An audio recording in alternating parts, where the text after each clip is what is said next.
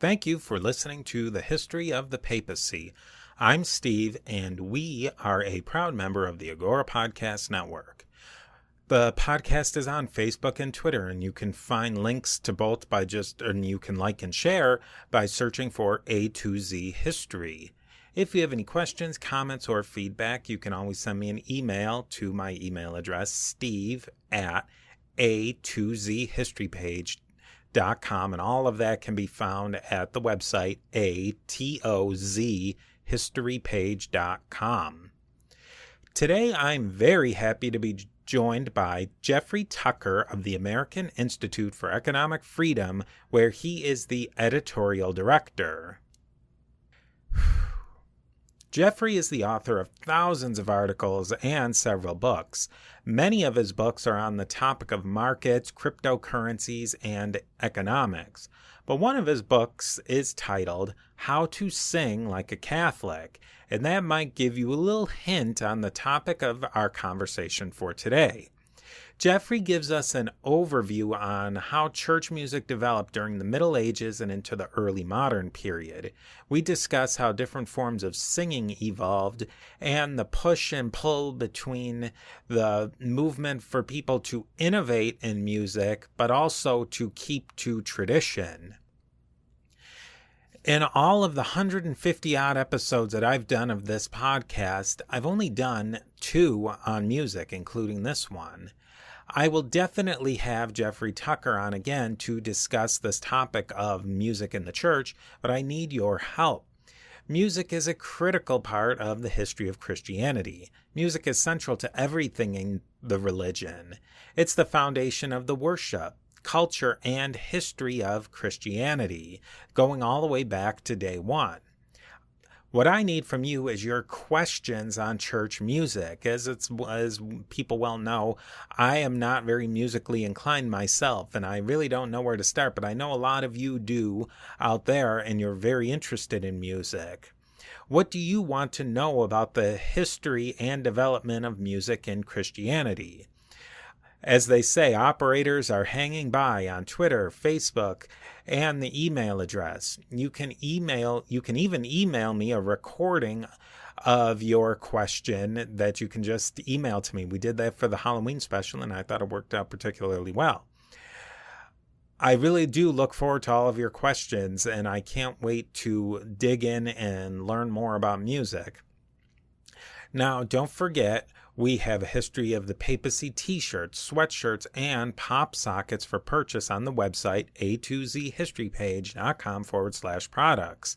They are available in all sorts of colors and sizes. They're fulfilled by Amazon, so if you're a Prime member, you'll get Prime shipping, which is still free, but these shirts and various products are printed on demand, so it takes about a week, give or take.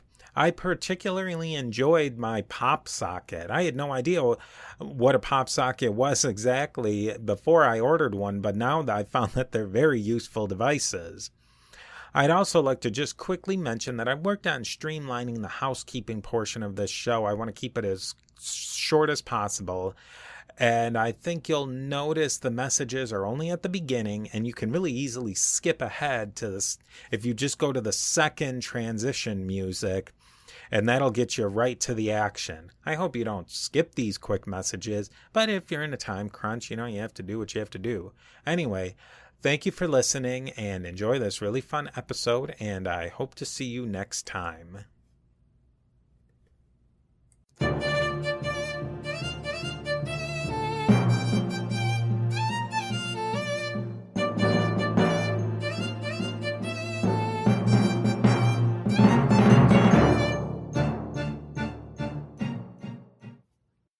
Today we have on Jeffrey Tucker, and I'm so excited to talk about church music. It's a topic I don't know a ton about, and I'm always fascinated to learn more about it.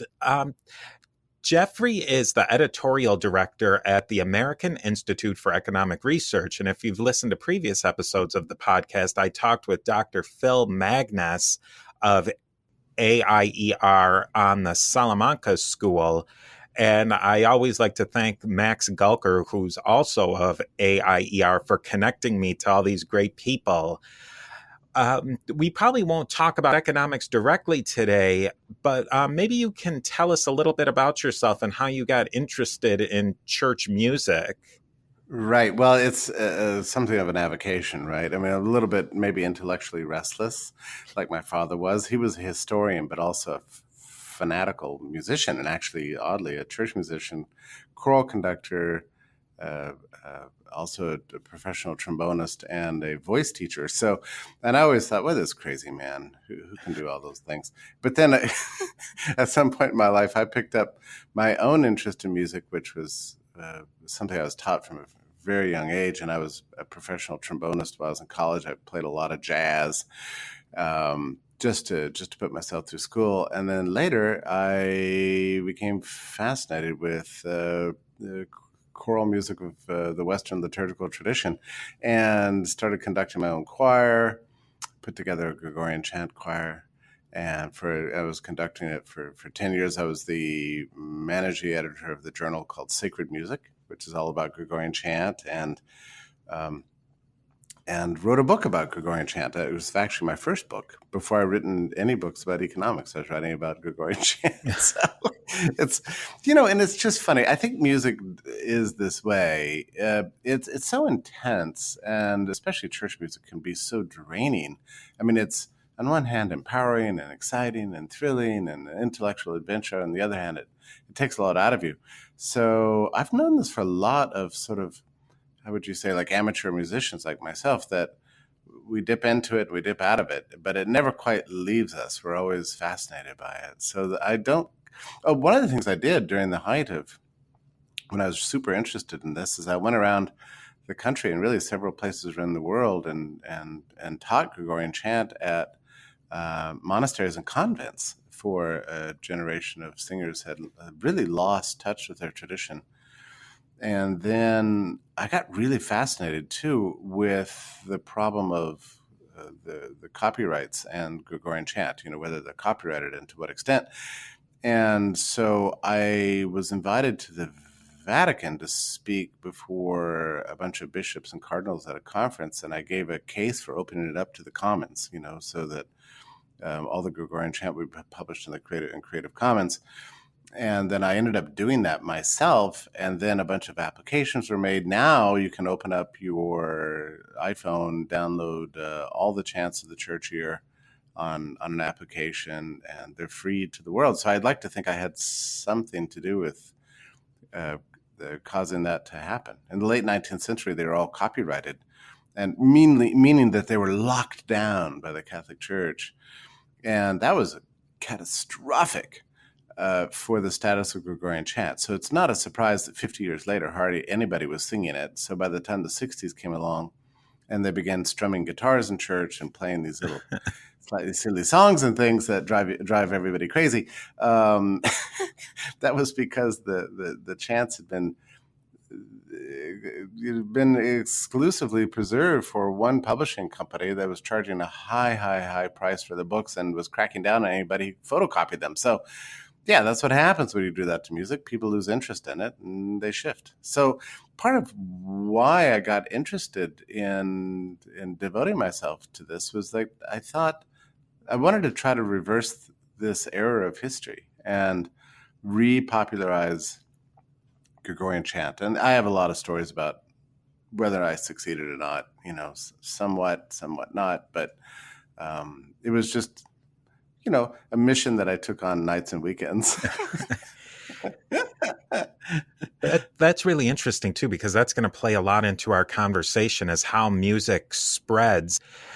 And maybe that'll be my first question is going back into, we've talked a little bit on the show about how the Gregorian reforms of the, I guess you might call it the Dark Ages or the early Middle Ages. What was the situation and how music was accessed at that point, technologically speaking? How was music written and shared amongst people? Well, you really have to go way back in time and examine this period about which we don't know nearly as much as we'd like to know, from the early period of the church up until really the 10th century. That was, there was 600 to 800 years there in which the liturgy of the Christian church, both in the East and the West, both had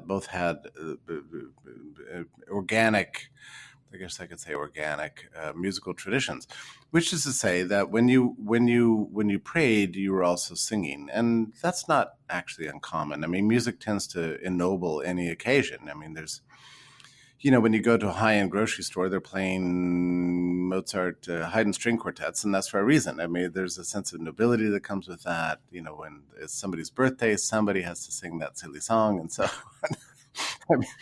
I mean, if it was your friend's birthday and you went up to him and say, "Hey, I'm going to honor your birthday with the following verse: Happy birthday to you. Happy birthday to you." He would be like, "What are you talking about?" Right? So we want to sing, and so it is when you're honoring God. You want to be able to sing, and so a liturgical tradition of liturgical music was there from the very earliest period, and the musicians in the church were highly regarded, very virtuosic, quite extraordinary improvisers, and honored for that reason. And a lot of their early improvisations, I'm thinking about 3rd and 4th centuries, eventually became the body of the very first music attached to the Western liturgical tradition, which was called the gradual, which is to say the Psalms. That was the first goal, was to put the Psalms to some kind of music. And so that was the first completed body of chant. But then there was so much chant going on in so many different countries that it eventually and gradually became a kind of a complete body of music. And there were several popes that as late as the 6th and 7th century were frantically pushing the monasteries to complete chants for the entire liturgical books. And that, when I say complete, I mean, we're talking about a vast amount of material. You've got Mass, of course, on Sunday. Actually you have Mass every day, but so there's a separate, so you've got a chant ordinary, which when we say ordinary, we really mean the 5 unchanging parts of the liturgy of Mass, which would be Kyrie, Gloria, and most seasons with the exception of Lent, and then the Credo, and then you have the offertory chant. And then you have the communion chant. So those were no, I'm sorry, I'm mixing things up. Sorry. You had the Kyrie, the Gloria, the Credo, the Sanctus, and the Agnus. Those are the 5 unchanging parts. And then the Gloria was optional, of course, during Lent. So those things. And then you had 12 settings of those. By something like the 16th, 17th century, those were reduced to 4 or 12, but there were many, many others that were sort of thrown out. It was ultimately codified. But then in addition to that, you had the proper chants. So the proper chants and those change every single day, So the church propers include the gradual, which is the psalm, and the offertory, and the communion chant. You also had the Alleluia before the Gospel. So imagine now, multiply that, by the full church year, a new set of those every single day, and then add on top of that all of the both ordinary and proper chants for the office, and five office periods in which you say the office 5 times a day. In the end, you're talking about, I have never done a complete number, but thousands of individual pieces of music that are required to make Christianity come to life. So it took a lot of years to finally codify all this together. And the only way to learn them and pass them on was through memory, through teaching and memory. Because, and this is an extraordinary fact that I like to think about all the time, no one had invented a technology for giving you access to the music without hearing it, which is to say, no one knew how to write it down, really, and which I understand. I mean, it's hard to know what music is if I sing simile est regnum celorum. Right? What is that? That's just a series of sounds in the air. It's very pretty. If I sing it 3 or 4 more times, you might be able to sing it back to me.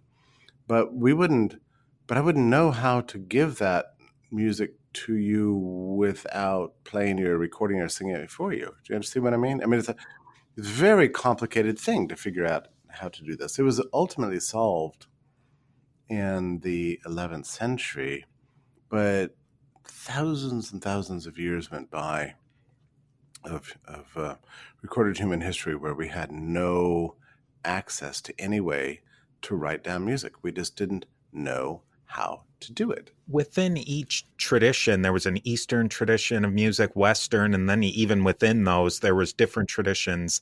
How well did they stick to one pattern? Was there changes that crept in because there really wasn't a way to codify how things were sung? Well, the answer to that is, of course, yes, but actually more notable than that is how much similarity they had. I mean, it's actually amazing when you could go, from southern Spain, all the way to monasteries in Switzerland, and find a single, say, gradual, and observe and recognize that it was basically the same song. I mean, it's actually beyond belief how similar they were. And to me, it's an illustration of a kind of crazy level of musical intelligence that was pervasive throughout all of Europe in the first 1,000 years of Christianity. I mean, it was essential to pedagogy in the Middle Ages to teach music, and it was just as important as rhetoric and logic. I mean, it was a discipline that everybody learned, and people associated music not so much with art but with math. I mean, it was like artistically rendered math. This is the way the medievals thought about music, and therefore absolutely essential to education. And the level of musical intelligence is just amazing, and their piety that they had towards the singers from the 4th century. Can you imagine?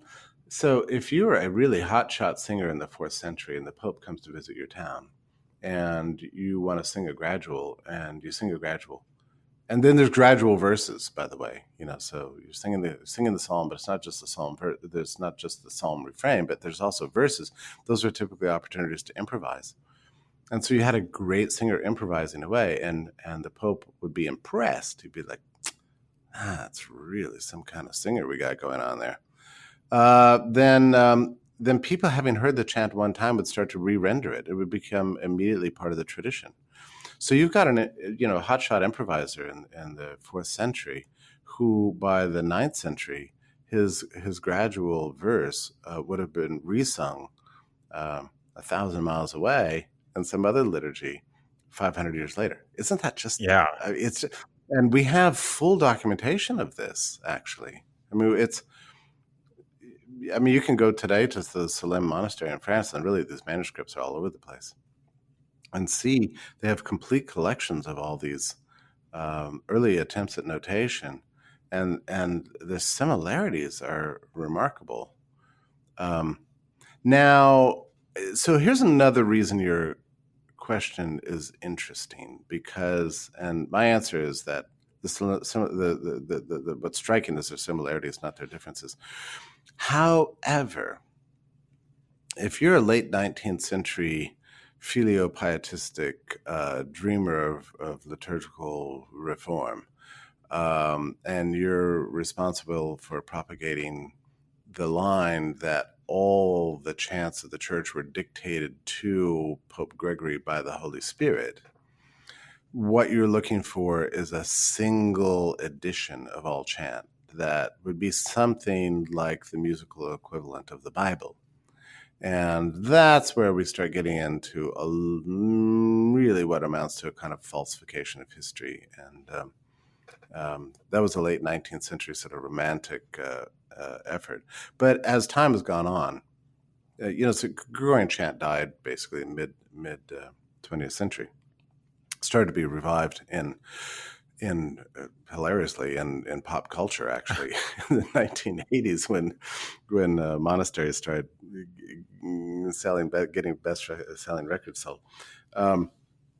Now we've got a whole bunch of scholarship that's reconstructing the chants and realizing there's actually a surprising and very interesting amount of diversity that you'll find in the chants in various traditions along the way. And there's not just one version. In fact, every monastery had its own version, which we know just from the way music is, I mean, you can turn on, you hear a pop song on the radio and it's pretty cool.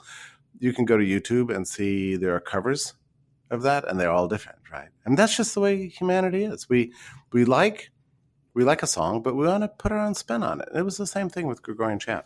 But if you wouldn't mind, I'd like to back up just a little bit and address this, something that's interesting to me about Gregorian chant is that I think today people have an image of chant as being sad music that was basically penitent, that you were desperately trying to save your soul, so you sing some droning sound and then hit your head with a board, like you see in a Monty Python movie or something like that. Or we associate it with,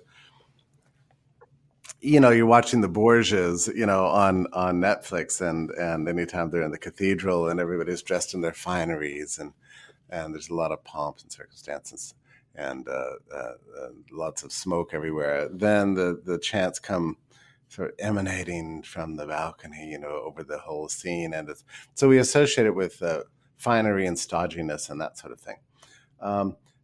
So none of that has anything to do with history. The real purpose of the Gregorian chant was not just to ennoble the liturgy, yes, but it was also to teach doctrine. That was its purpose. So it was really wedded to the texts. The melodies themselves were constructed to illustrate the point that the chant was trying to make.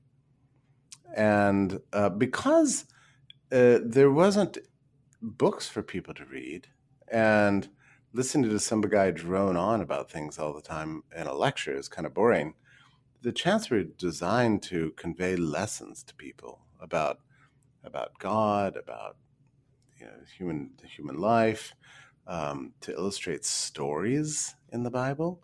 So you have, for example, a lot of Gregorian chants written around Jesus's parables. I love those in particular because they're really evocative. I mean, they're exercises in storytelling, no different from folk music of the 1960s. Really, it's identical. I prefer to think of Gregorian chant as a kind of a form of codified folk music that emerged gradually over hundreds and hundreds of years, and therefore is very much an extension of the life of real human beings trying to teach each other about chant. And by the way, if on one hand you think of chant as being a pedagogically oriented, text-based effort to spread the faith, on one hand, through a folk tradition, Or if you think of Gregorian chant as being something whispered into the ear of St. Gregory by the Holy Spirit, and therefore is infallible and unchanging and codified as one true way to access the mind of God, you are going to sing it in a very different way. You see what I mean? Yeah, so a lot of the renderings of chant that you hear most commonly and have heard for decades, and which emerged in the late 19th century, is this kind of highly formalized and actually, I have to admit, slightly boring renderings. But all the scholarly evidence indicates that if you were hanging around in the ninth century, the 10th century, and so on, the chants were actually really lively, really strict in their pronunciation so that people could understand the words, and quite catchy, actually. I mean, I guess that is the basis in music. I mean, when you teach a child, a 3-year-old, the alphabet, you sing a song so that they can remember it. There must have been a push and a pull.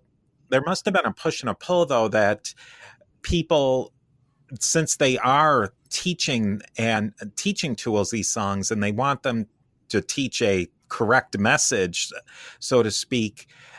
But there was also this improvisation. Where did it come in that to try and make sure that they were actually teaching orthodox teaching and not going off the rails with things that were maybe not strictly approved by the church? Oh, heavens. Well, they're musicians, right? They're going off the rails all the time. I mean, there's no containing these guys. That's been true, forever. They're artists. So one of the funny things that began to emerge in the 12th, 13th, 14th centuries is improvisational chants that would take place right.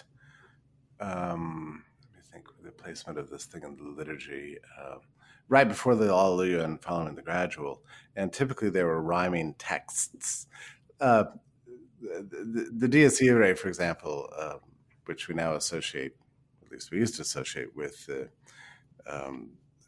Mass for the Dead, is one of these pieces, but it's a rhyme written by a local poet, and so they had a lot of rhythm and a lot of real jazzy feel to them, really, and they rhymed the Latinal rhymes, so they're super catchy. And the church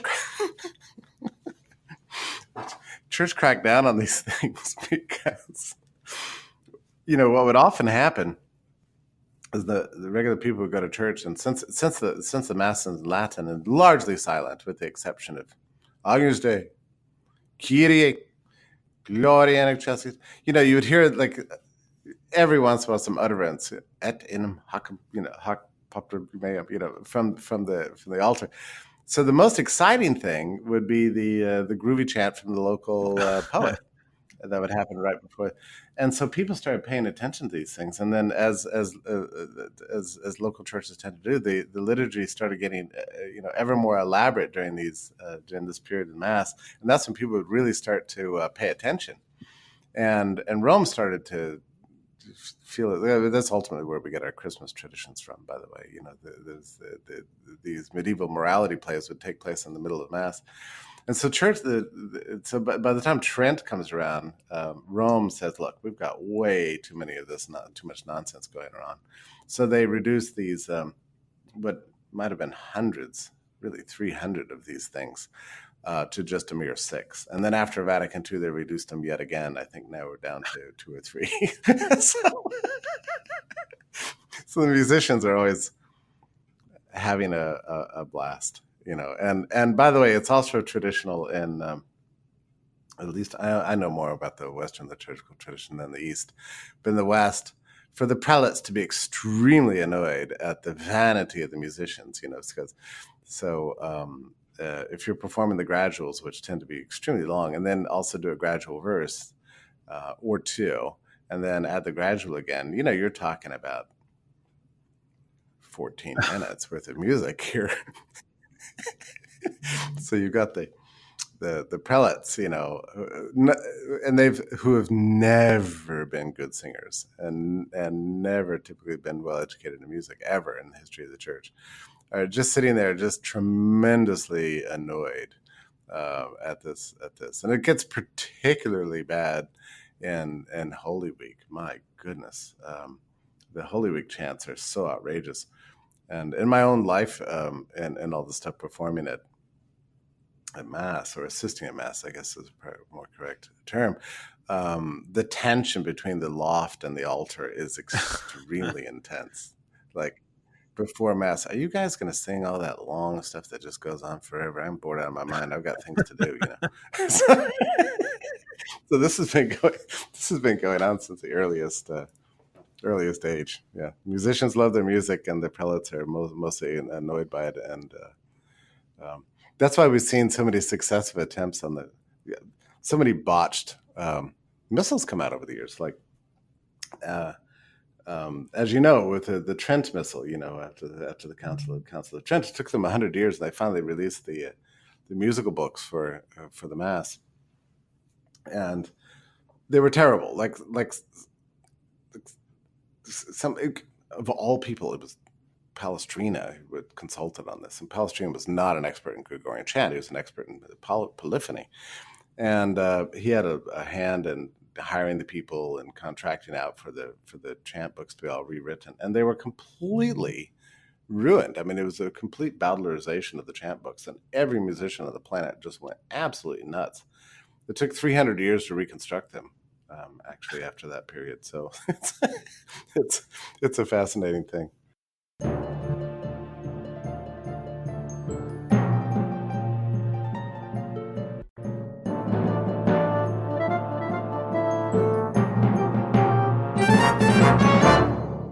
Now, you as a musician and musicians across the world today, you have a musical literacy. You can open up a book that has a notation that shows you how to sing or how to play a certain song, but that wasn't really always the case. What was the innovation that allowed it, that you didn't have to be directly taught how to sing something by someone, that there was a way to read music? Yeah, this is one of the most fascinating stories in church history. There was a monk named Guido d'Arezzo, and he was a Benedictine, and he was from Arezzo, and he went to the monastery of Pomposa. And monasteries in that time, we're talking about the 11th century, monasteries at the time, the true big shot in the monastery was always the chant master. They had maximum amount of power. And they were the guys who could say, oh, you can sing, you can't sing, oh, here's what you have to learn. And keep in mind, you're a novice in the monastery. There's no printed music. It wasn't because of a shortage of papers, because nobody knew how to write music. Guido d'Arezzo, I think it's probably right that he got into conflict with the chant master. And these guys must have been. Look, musicians can be insufferable people, especially if you give them power. Think of the dean of music, right? I mean, it's the worst guy ever. So they're insufferable people, and so they exercise this maximum power and bossing everybody around all the time, and also having to, forcing them to wake up at 6 a.m. and say, oh, now you have to sing, and then, oh, here's noon, you have to sing, and now here's afternoon, you have to sing again. Here's evening prayer and night prayer, and somewhere in there you got to sing mass, and oh, you're messing it up. You got 1,000 chants to learn. It's going to take you probably 3 to 4 years. I mean, at best. I don't think anybody alive could memorize that many chants in a lifetime. But back in those days, their ears were finely tuned to learning from the oral tradition. And he was extremely annoyed by this. He was like, first of all, he was annoyed by the power of the chant masters. But he was a very interesting guy, because he was temperamentally an extreme conservative. Like, he was very concerned about, like, what kind of slippage should we have here? We're over here singing this chant, but the only way we have to preserve it is just by singing it in somebody else's ear and hope that they remember it. This is not any way to preserve a tradition in his mind.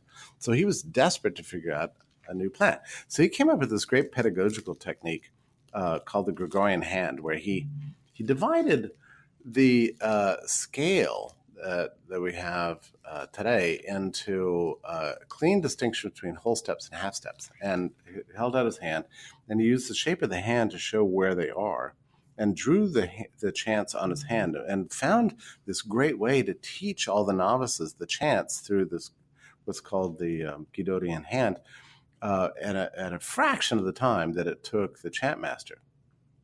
So this annoyed the big shots at the monastery where he was, and they kicked him out. So suddenly he was out. There's a lot of very interesting stories like Guido d'Arezzo. One of the stories, it's the broad lines of it are true, but the details are untrue. But the story goes like this: that he invented a way to write music. He showed his book to the chant master. They got furious because they saw it as basically a path towards unemployment for them. Democratizing chants. How dare you put chants in printed form? And kicked him out in the snow. He slogged his way all the way to Rome, where he met Pope John the 19th, who looked at the chant book and said, "Hey, that's a pretty cool book. I really like it." And Guido said to the Pope, "That's wonderful that you like my book. Can you give me a note to that effect?" Got a note, went back to the monastery, banged on the door, and said, "The Pope says this is a good book," and they let him back in. Okay, so that's the story. It's a great story. It's not, the broad outlines are weirdly true. What actually happened is that he was kicked out for inventing the Guidonian hand, and during his period of exile, he came up with the 4-line staff.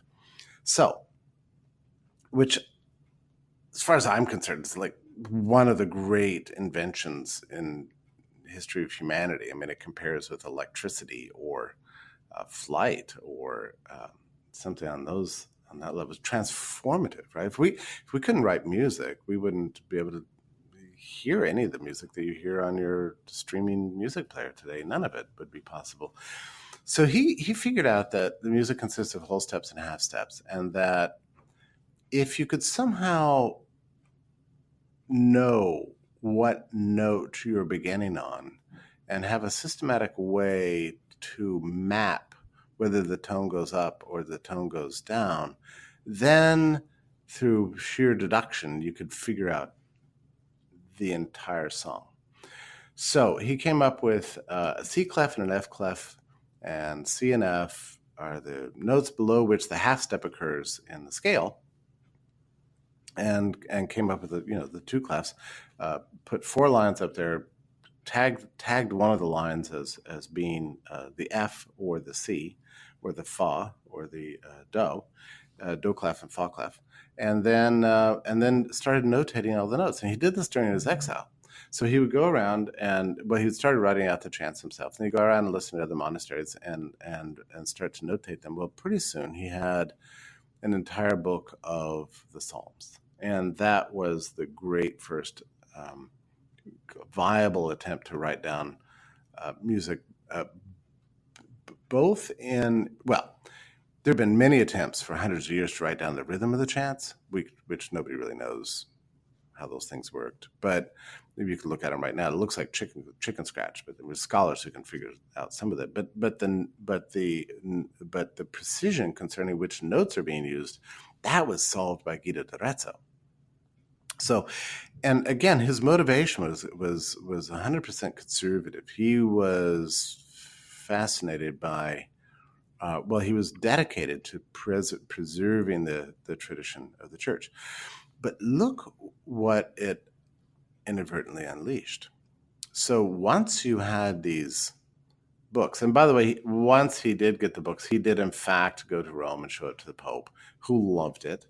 And he went back to Arezzo, and very late in life wrote his old monastery with a kind of a "I told you so" note saying, "Look, here's my new book, and it's awesome, and everybody loves it, including the occupant of the chair of Peter." So he got his final comeuppance, in the end. But this was the 11th century, so you had a number of things happening at this time. One was that our church architecture was getting ever more elaborate and tall, and wide and full of stones and much more acoustically friendly. So, 500 years earlier, you might be able to manage, a 3-second reverb in a small chapel. By the 11th century, you had the emergence of very large cathedrals where you could manage a 7 to 9 second reverb in these spaces. So if you're in the choir loft and you sing, Kyrie, all four of those notes you could hear simultaneously after you stopped singing. And it sounded like a chord, actually something very beautiful. You see what I mean? So, and now you had this very cool new technology that allowed the musicians to be able to actually compose and render on a piece of paper, several notes simultaneously in a way that was stable that you could pass on to musicians. Now, this was just dynamite for musicians. What? We can compose more than one line of music, and we can have 2, 3, 4 people singing at one time. This is crazy. And of course, it became wildly fashionable because it turns out human beings are just really very interested in the newest thing that was true, yesterday and also in the 11th century. And really 1,000 years of listening to just one note, en masse, after a while it starts to, you're kind of wishing for something else. So when in the 11th century came around and guys like Perrotin and these other people started composing multi-part music, it was the greatest thing you've ever heard in your life. I mean, it was just wild and fascinating and wonderful. But the old style conservatives were very unhappy about it, actually. And Guido more than anyone. So one of the things I find, and I kind of like try to live his life through his biography just because I'm so fascinated by him. But his last book on music pedagogy, he's giving he writes this long treatise about how to sing chant and how to notate chant and everything else. Meanwhile, for about the last 30 to 40 years of his life, the only thing anybody really cared about was what was called, in the early days, it was called organum, but it later became polyphony. It really was polyphony, meaning multi-part music. That's all that was being sung in the churches was this cool multi-part music. He was so furious about it that his last great treatise on music doesn't even mention the existence of this music. Couldn't even bring himself to write about it because I guess he figured it was a passing fad and it was going to go away. Please, God, make this horrible racket stop. Now, is polyphony, that is where different singers are singing in a different tone, or it's more like harmony than it is where everybody's singing the same note? Yeah, and that's right. So you have 2 simultaneous notes or 3 simultaneous notes or 4 simultaneous notes, and none of which you could ever, like 100 years earlier, you couldn't even notate that. Maybe you could get the guys together and go, okay, you sing this, you sing this, you sing this, but you had no way to really keep yourself together singing the same thing, much less teach it to anybody else. It was not viable, really, to sing with more than one tone in any kind of way that was sustainable or at least consistent. You didn't have a way to port music from one person to the other without being there, and the multi-part music was notoriously difficult to learn. But if you could write it down, now you have something completely different. Now you've made music composition truly scalable, and it's a small step from Petterton's chants of the 12th century to Beethoven's Ninth Symphony. Really, I mean, it's. Once you could do that, then you could start writing parts for instruments, and you could write parts for 2 singers, 3 singers, 4 singers, and then there's this hilarious competition that happened at the end of the 16th century to see who could write, a choral piece with the most number of parts. And I think the world record was held by Thomas Tallis with a 40-part motet, which is just you talk about a difficult piece to conduct and much less perform. But it's what made it all possible. So the irony of this, to me, was fascinating. Is that you had this Guido d'Arezzo, who was this stodgy guy very concerned about preserving this tradition of the church, but he invented a technology that actually ended up almost driving the Gregorian chant out in favor of the increasingly fashionable polyphonic forms that over the subsequent 500 years just went absolutely nuts. So by the 16th century, you have thousands of living composers that are cranking out endless quantities of music for every setting of the office and the mass and everything else. And of course, we're very fortunate now to live in times when all of this, well, not all of it, but a substantial amount of this music is available to us now on streaming, so we can actually hear it. It's totally amazing. And Palestrina is only the most famous. But you can go back to 14th century and hear something as astonishingly spectacular as Guillaume de Machaut's Missa de Notre Dame. And I tell you, that music sounds, one way to say it is that it's timeless, but another way to say it is that it sounds outrageously modern, at least to my ear. Now, it's interesting, once somebody's able to write down something like this, it becomes property as a such. What did people feel when they were, or what was the idea that when somebody wrote something down, was there a belief forming that this was their own intellectual property, or that it was in the commons somehow, and that if a new somebody came to visit, they could copy it down and bring it to their monastery and just use it? Well, there wasn't. So here's where it gets confusing. The books on which it was written were basically priceless. They were more valuable than the stones of the monastery or the real estate itself, because they were so rare, and it took monks so long to write this stuff down. The students of Guido d'Arezzo, what they did was, like any new generation with any new technology, that's all they cared about. So they got his cool new tools about how to write down music, and they fanned out all over Europe. And they went from monastery to monastery, these great students of Guido d'Arezzo who were trained in his method. And they began to write these things down.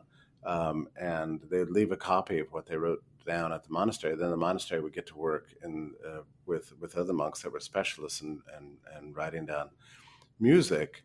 And they would spend years and years and years and years writing these books. And you had monasteries invaded by whole armies just to steal the books, So while the chants themselves were considered in the commons, the rendering of the chant on the piece of paper itself was the most prized possession, locked down in the scriptorum, and the people that were rendered them and worked on them. And it took, whole teams of monks many, many years to complete one book. In these years, and they were considered, the most prized possession of the monastery, and that later led to confusion. I think, let's remember, there weren't any such things as copyright laws until really the 19th century.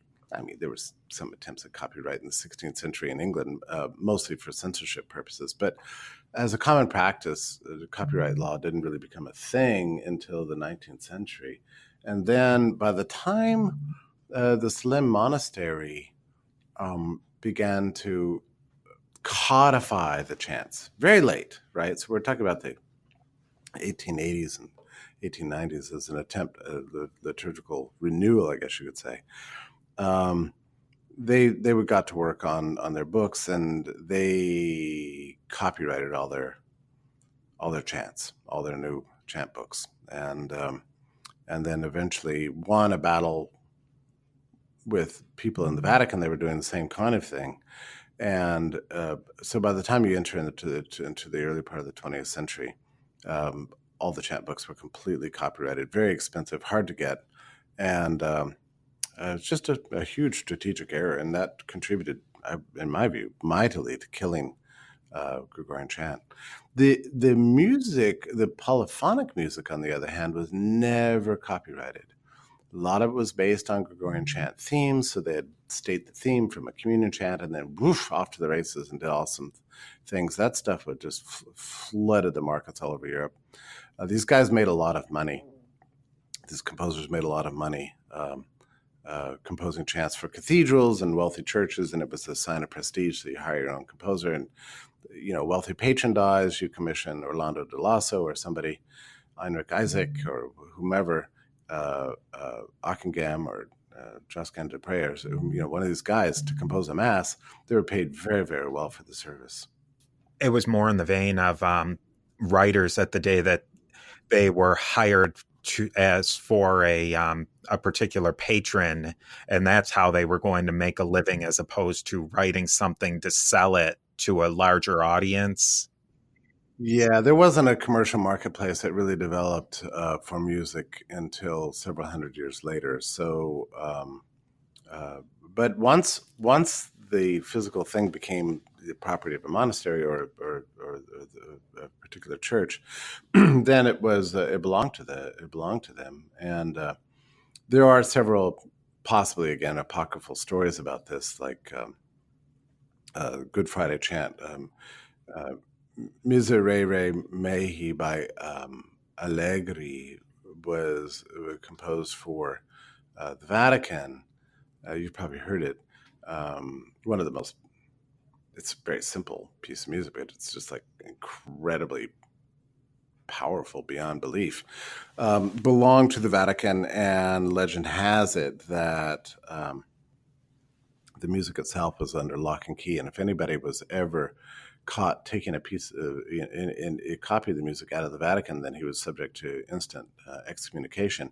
And the idea here was to kind of lock down monopoly rights over this one piece of music, so that people would be incentivized to come to St. Peter's in Rome to hear it on Good Friday, because you couldn't hear it any other place in the world. So this is fairly typical. And the apocryphal story, which I say call it apocryphal, I mean, nobody knows if it's true or not. Actually, there's got to be a weird truth to it. But Mozart showed up on Good Friday in Rome and heard Allegri's Miserere, and he goes, catchy tune. And he left. He wrote it all down and released it to the world, and thereby causing tremendous hysteria, and subjected himself to excommunication. Finally, the Pope forgave him. So, but actually, it's true that the edition of the Miserere we have today is actually Mozart's edition. So there's got to be some truth to it. That's fascinating. Now, moving just a little bit forward, in around the early 1500s, a lot of things change. What was the impact of, say, the Reformation on church music? Did it affect the Catholics? Yeah. Was there something going back and forth between the two? Oh, heavens. Yeah, it's probably a big topic. Yeah, this is an immense topic, but let me just back up just slightly, because I'm going to mention something that you can hear in the music yourself, because it's once you get into this stuff, it's like this rabbit hole, you can never get out of it. But listening to the stylistic differences between something composed in, say, 1450, to say nothing of 1350, and something composed in 1550 is night and day. So you can listen to the Mass of Notre Dame by Guillaume de Machaut and hear that it's dark, it's edgy, it's I would say not humanistic music. I'm not sure what I'm looking for here, but it's not a music. It's music that only points to the afterlife, and that's true for a ton of the music. Whether it's Ockeghem, from Petterton all the way to Ockeghem and even beyond, the music is really designed for one purpose, and that's to give something like a rendering of eternal life. And not always in the prettiest sense, to remind you of death and to give you some hope for eternal life with God. The idea of celebrating life on earth, well, let's face it, there wasn't a whole lot to celebrate, so the style of the music changed, but so you can this is why economics and music kind of have a weirdly parallel history here. So we already talked about how architecture gave life to polyphony for the first time, because it made people realize, wow, smashing a bunch of notes together really sounds pretty. Let's codify that and put it in music. Now that we have the technology and how to write music, let's write it all up. So that happened 11th, 12th centuries. But after the end of the last Black Death and the rise, and as we get to the last years of feudalism, and a period in which prosperity was starting to rise, and I mean late 15th century, early 16th century, you start to see it possible for people to, instead of just earning security and vegetables by living on the feudal estate, they could actually make money and spend money down at the dock and buy some fish and cook up some fish for their family. And the roads became safer, and they started to travel, and they started moving out to towns, and then to cities. And there started to be a breakdown in the hierarchical structure of the social order, so that life wasn't just always forever divided between lords and serfs and merchants and slaves. Middle class started being created, and the bourgeoisie, the invention of the bourgeoisie started happening, and life started becoming pretty darn awesome. People were starting to live longer.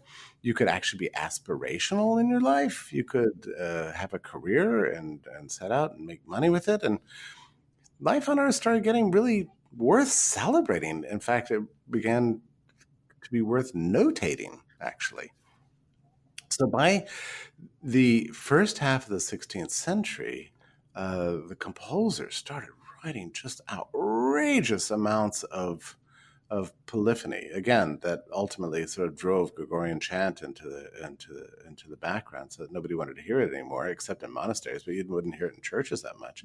And the polyphonic pieces, particularly the settings of the ordinary chants, the Kyrie and Gloria and Credo, Sanctus and Agnus, could last as long as 45 minutes, even up to an hour, and to the point that you couldn't even understand the text. And that was part of the goal, was that the music became an end in itself. Just like you go into church and, wow, listen to that great music. It's the Catholicism started getting a little bit squeamish about all this stuff. I mean, the church authorities, as early as the early part of the 16th century, but you couldn't stop the composers. They were just going wild, and such incredibly beautiful music. Well, the Reformation came along, and if you know anything about Reformation history, you know that the reformers were very interested in sort of the teaching mission. And what they were kind of like really fundamentalists, in the sense of like, wait, you can't even understand the text of this. Not only is it in Latin, but you can't even understand the Latin. Not only that, sometimes these composers are piling several texts on top of each other, which really did happen. Not only that, but they were interspersing their religious texts with poetry. Some of it with slightly, I should say, lascivious lyrics. Making some, taking for example a text from the Song of Psalms and interspersing it with French love poetry. So, of course, the reformers are very unhappy about this, and so after the Reformation happened, over the subsequent 50, 100 years. The Reformation theology became ever more strict about this problem. And you had particular cases like Taverner was a great Catholic composer, converted to Protestantism, and then destroyed vast amounts of his previous work because he thought it was actually inadvertently an homage to the devil. So you really had a big difference. And of course, this played itself out very intensely in 16th century England, when you had this religious upheaval and you had Catholic composers very happily composing elaborate pieces of music where you could barely understand the text. And then you had these waves of fundamentalism that would come over the crown, and the imposition of really dramatic rules like one note per syllable one. I think that's an exact quote from one of the post-Reformation kings. And so suddenly all the composers had to shift. So you've got a guy like Thomas Tallis, who was like this ultimate survivor. You know, he was a Catholic, never repudiated his faith, but composed for an Anglican court. So his music toggles between outrageous amounts of old world elaborateness and really didactic pieces like "If You Love Me" and so on. So, yeah, you could hear a real difference. And I would say, in general, it's hard to say, but I would say, in general, the Reformation did not have a good effect on music. There was also, as you might imagine, the emphasis on hymn singing by the people became very much part of the Protestant ethos. It was like, okay, we have priesthood of the believer, now we're going to make everybody a singer too. So that's where we get our hymn singing from. It was basically hymns were unknown in the liturgy for the first 1,500 years of Christianity, apart from single note hymns illustrating a single text, Pange Lingua Gloria, Pange Lingua, this kind of stuff. But not multi-part hymns sung by the congregation. That was never part of Christianity until the Reformation happened. And by the way, Catholicism has still not come to terms with this. I mean, you can go into any Catholic church right now, and the song leader will stand up and say, "And now turn to hymn number 60 and sing very loudly with me." There's one person singing.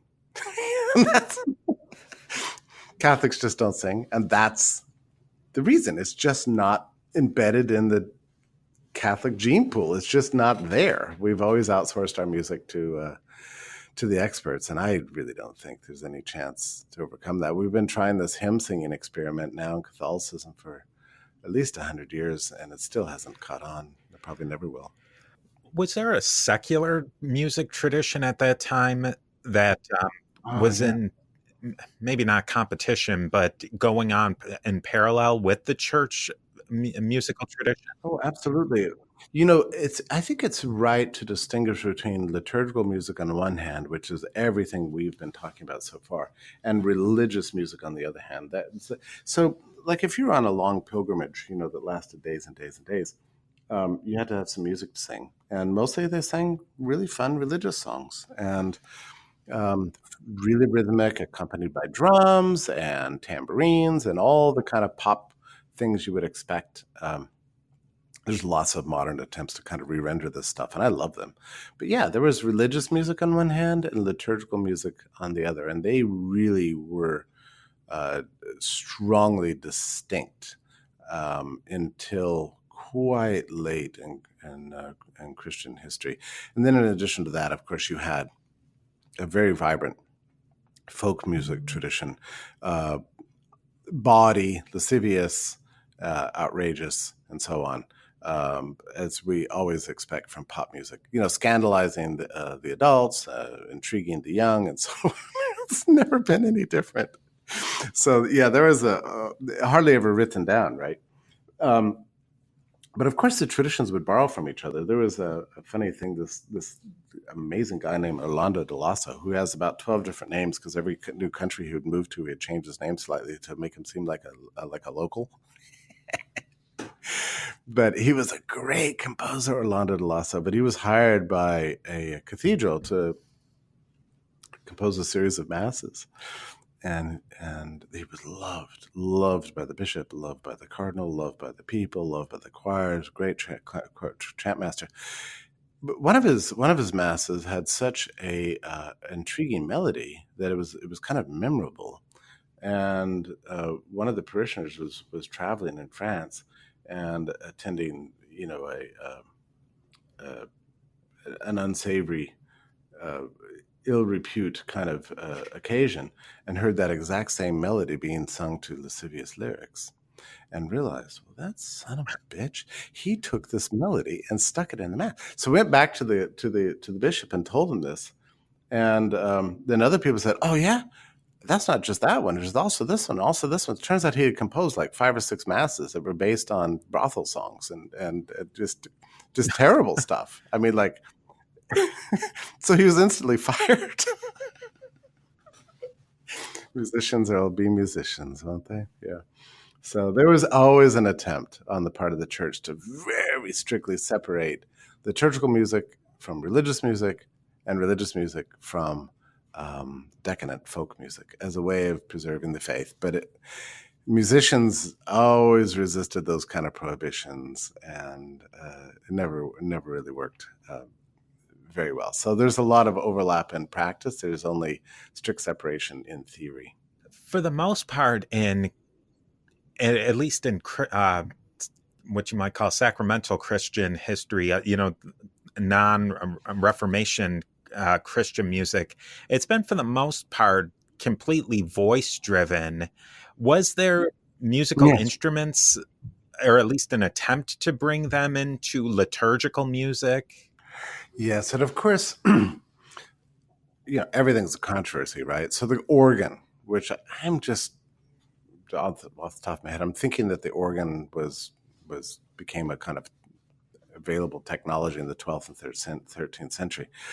The organ was generally permitted because the idea is that it most closely resembles the human voice. The human voice was always considered the ideal instrument because the idea is that at the dawn of creation, the breath of God was breathed into this inanimate thing, and then it came to life, and then our breath outwards is a way of giving homage to our Creator, right? So our voice becomes an imitation of the voice of God in some way. That's what we should aspire to. So that's why the voice has always been the primary instrument, and why banging drums or tinkling on pianos or shaking tambourines was never permitted in church, because it has nothing to do with theology. Whereas the human voice does. It's a way of honoring God for the breath He gave you. You give now back to Him. The organ is a technological way of rendering that same kind of human biology in physical form. So the organ, you pump air into it, it goes through tubes and comes out through a little voice. And so therefore it was permitted as a kind of a proxy instrument for the human voice. So it was the first really use of instruments in the church. But even that, it was a little bit sketchy. Not considered canonical. It wasn't considered the ideal thing. The ideal kind of music and liturgy would have been voice only, but organ helps us. The other thing the church discovered was that the organ was an amazing instrument for evangelism, actually, because as a piece of technology, it was really, really interesting. So when Spain was colonizing all over Latin America, they would typically ship organs on boats, bring them into the city center, build a space, and start playing it. And people were like, what in the heck is that great thing? People would walk for miles around to hear it. It was a great tool of evangelism, just because it was, anybody could sing, but an organ, poof, that's something you would walk a long way to hear. So I think that was a major reason for why it came to be permitted at the Council of Trent. Council of Trent was really, really important for church music, because Trent was responding to the problem of the Protestant Reformation. They tended to, after Trent, there was a banning of non-liturgical texts and music. There was a ban placed on simultaneous singing of two different texts at once. So you couldn't have a Gloria that, sang all 5 lines of the Gloria simultaneously. It had to be more clear. So there was a real attempt at Trent to try to acquiesce to some extent to the ethos of the Reformation, to give more understandable music. Polyphony, by the way, barely survived Trent, and it was only by the intervention of the Spanish king that it survived at all. But Trent came very close to banning all polyphonic music and restoring the chant entirely as the only permitted church music, which would have been an unbelievable catastrophe. And there was also a consideration given to banning the organ too. But it was permitted, but at the same time, all percussion instruments were banned by Trent. And this is why... but of course, musicians can't stand rules, right? So So 2 centuries later, with the music of Monteverdi, he was the most progressive composer in the early 17th century and in all of Europe, would quite often put these big pageants with drums and horns and things like this at the beginnings of his masses. And what he did was he would say, well, we'll have a display of the Holy Eucharist and a monstrance walking down the street and a very pious celebratory parade to the Virgin Mary. And you'll be able to bang your trumpets, and we'll blast these. We'll bang your drums. We'll blast these trumpets all over the place, and then we'll enter the cathedral, the back of the cathedral, without entering the actual cathedral. And so then we'll play, the final bit of this outrageous drumming thing before we actually get in the church. Then the choir will go upstairs and the mass will begin. But of course, this is just like testing the limits of the rules, right?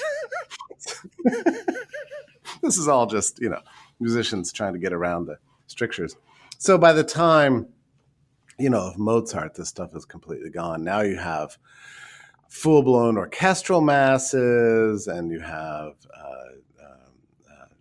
Schubert Mass in G, which is actually, oddly, was composed for a Protestant service, if you can believe it.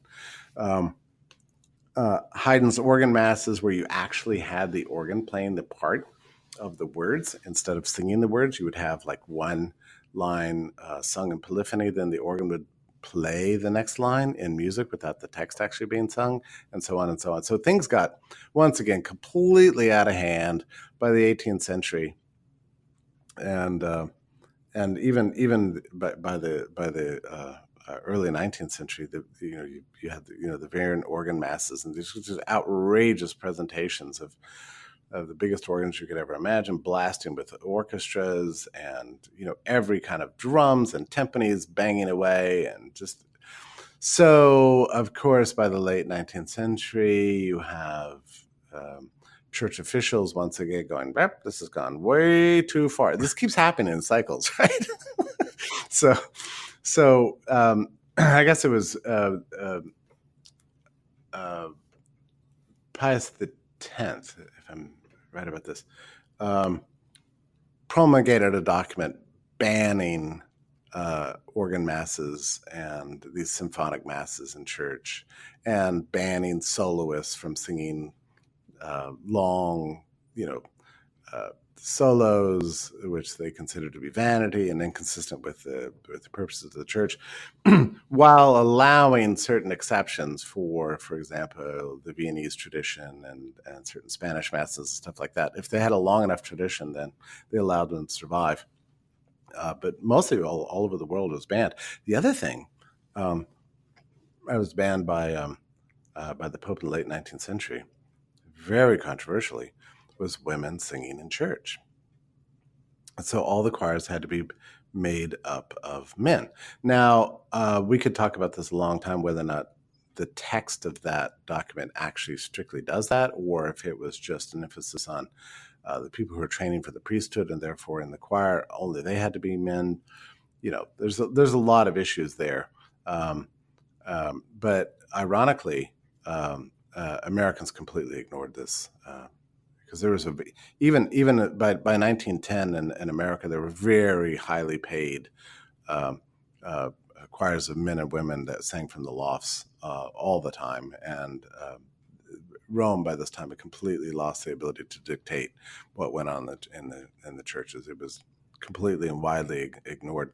But of course, now here we are in the 21st century, and so you still have, the great question: what kind of music belongs in church, right? And so you've got a ton of answers to that, but there's always one group out there that wants to go back to this Pius X document and say, women shouldn't be allowed to sing chant. They shouldn't be allowed to sing in church. So, these controversies are still with us. And this is probably a good way to wrap up today. There's been this, throughout the entire history of church music, of going back and forth between innovation and going back to traditionalism. Where do you see church music going maybe in the next century? Yeah, well, wow, I think the short answer to your question is that it's going to be this gigantic diffusion of anything and everything, and nobody's ever going to be able to contain it again. Now, I myself, channeling Guido D'Arezzo, have a real interest in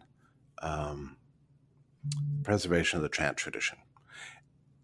So let me just quickly tell you a story, because let me just go back in time, because I was a musician, a jazz musician, came out of a musical family. I was heavily trained in music. I love music. I was into classical music and jazz, it's everything. I've always been a Mahler fanatic. Even from the age of 7, I rigged up a stereo in my room so I could play Mahler's First Symphony for me every single morning when I woke up in the morning, even as a youngster. But in my whole life, I'd never heard chant until I was in Washington, D.C., and just stumbled into the Basilica of the National Shrine and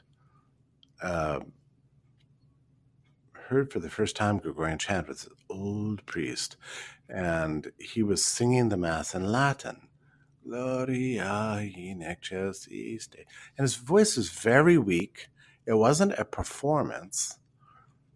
It was sung prayer with a text. And I had never in my life heard music like that. So I went back the next week with a tape recorder, recorded the whole thing. I listened to it all week. I was so intrigued by it, and I fell in love with just Gregorian chant as a genre of spiritual expression. So when the time came, I really began to be completely dedicated to, as many people in history have. I didn't know I was following in such a long tradition of 1,000 years of people trying to make the Gregorian chant cool, but that was me. I didn't know. I started teaching Gregorian chant all over the world. So I would give these lectures about the magnificence of the chant and its history and its purpose. And then I had one fellow in the front row ask me a question after my lecture. He goes, well, all this sounds really fascinating, but everything you're talking about is in Latin. As far as I know, the Mass is now in English. What should we do about that? And I hesitated. Yeah, look, this is the most obvious question in the world, right? I mean, how could I have been doing this for years and not even had this question occur to me until that moment? And I said, oh, it's not a problem. Just sing it in English. He goes, oh, okay, great. What books would those be? And I said, let me get back to you on that. I realized something for the first time. The reformers of the Second Vatican Council had completely, can you imagine this? Completely neglected to re-render the chants of the church in English. They did a few things. Oh, here's your Pantra Lingua. Oh, here's, your Marian celebration here. Here's the Ave Maria, here's Regina Caeli or something like that.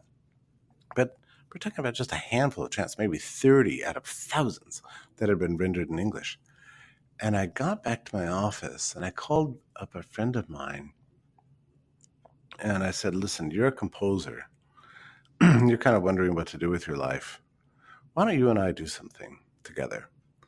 Why don't you put out a book of all of the propers of the church year in English according to a formula? We'll break it down into 8 modes. We'll figure out what the mode is, and then you compose chants that really do illustrate the text. This is not an attempt to make the same melodies, but we're going to retain the sensibility of the chant by following each mode. So if it's a mode 1, we'll write a mode 1 chant. If it's mode 5, we'll write mode 5 chant, and we'll follow a formula to attach the words to the music, and we'll just bang this thing out.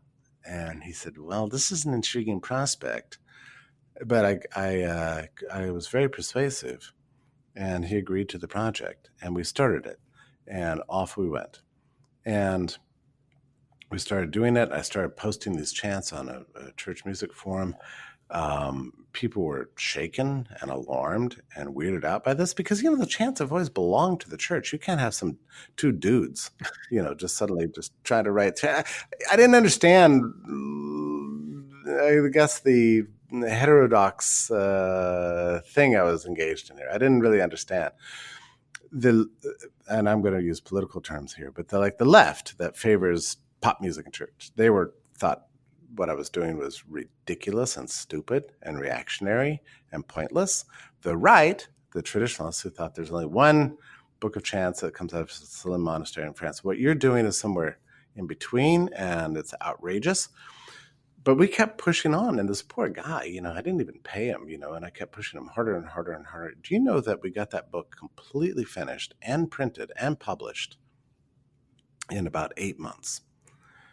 And we came up with a book, which you can get on Amazon today, called Simple English Gradual. And it enables any English-speaking person using a 4-line staff identical to that which Guido d'Arezzo himself had invented. Not a 5-line staff, not a modern staff, but a 4-line staff, using his exact notation strategy with an fa clef and a do clef, and re-rendered all the chants for Mass, for Sundays, in a single book, and it became a wild bestseller. And now you have, and I wrote the introduction to it, and now it's swept the English-speaking Catholic world, and it's doing very well for itself. And it's my way. So you see what I had to do? Like, I really had a preservationist aspiration here with this book. I really wanted the chants not to disappear from the planet Earth. So I re-rendered them in a form that were actually accessible and became a kind of consumer product. And this was about 10 years ago, but it's very quickly how fast traditions can take root. So I was at a church one time, and I was conducting the choir, and we sang a bunch of these propers from the Simple English Gradual. And I went up to the priest who was celebrating Mass afterwards, and I said, "What do you think about those really cool English chants? They're pretty cool, right?" He goes, "Huh? Oh yeah, those? Oh no, we sing all those all the time, and at seminary in Rome." Wow. So I resisted saying, "Hey, do you know that I was the guy who I just like, oh, forget it. I did my job and I'm moving on, So, but I think whatever happens, I would say the lesson I've learned is this: there is never a chance to go back. There is no back. There is no repetition in history. The flow of time is always forward. Whatever you do now, as much as you try to repeat what happened in the 4th century, what you think happened in the 9th century, or what you think was going on in the 14th century, you'll never do it. These are new times, new culture, new place, new people. All we can really do is preserve the spirit, preserve the idea, preserve the culture as much as possible. Try to provide some kind of connection to the past, but always with a forward motion. And I think that's the only way we're going to ever succeed in bringing back what I consider to be nobility, brilliance, and beauty within church music. I think that is a perfect place to wrap this up. I think that really encapsulates the whole conversation. I want to thank you so much for coming on the show. I mean, I've learned so much from this, and we're barely scratching the surface here. Oh, listen, the whole time we've been talking, I've thought, oh, I should talk about this. Oh, I should talk about that. So there's a lot we could talk about still. So maybe you'll have me back someday. I loved being on the podcast. I appreciate it. Oh, I would love to have you back on for sure. Is there anything you would like to share as far as maybe some resources or some things to pointing to your own work? Sure. Well, I write every day or every few days at the American Institute for Economic Research, but only about economics, not really about church, but not really about music. But sometimes I find ways to roll my music interest into this. If you want to read my own book on the topic we talked about today, you can go to Amazon and buy a book called Sing Like a Catholic. And that's my one book on the topic, in addition to all the many, many books I've published and written introductions to and that sort of thing. But I'm glad for anybody to follow me on Twitter. I don't often talk about this subject, which is one of the reasons I'm so thrilled to be on your podcast today. So thank you very, very much. Thank you. And we will definitely try to work it out and have you on again.